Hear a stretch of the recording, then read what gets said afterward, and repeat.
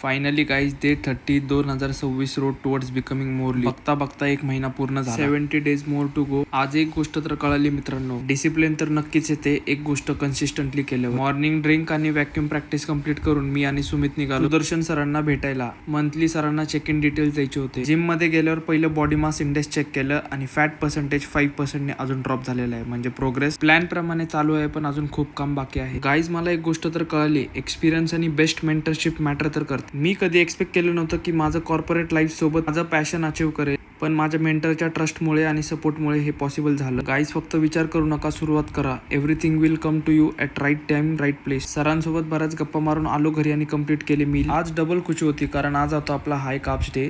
प्लेटमध्ये राईस बघून फक्त डोळ्यात पाणी यायचं बाकी होतं. निघालो जिमला आणि आज आपल्याला ट्रेन करायचे होते लेग्सचा वॉर्मअप कंप्लीट करून आपण सुरुवात केली लेग्सची हॅक स्क्वॉटने. हॅकचे 3 सेट कंप्लीट केले. नंतर सिंगल लेग बल्गेरियन स्प्लिट आणि 3 सेट्स कंप्लीट केले आपण रोमेनियन डेडलिफ्ट. वर्कआउट कंप्लीट केला आणि सुरुवात केली आपली इन्क्लाइन वॉक. कार्डिओ कंप्लीट केला, आलो घरी आणि फ्रेश झालो. थोड्या वेळ बाहेर गेलो आणि घरी येऊन कंप्लीट केलं आपलं लास्ट मील आणि सुरुवात केली स्टेप्स कंप्लीट करायला. भेटूया उद्या विथ सेम माइंडसेट.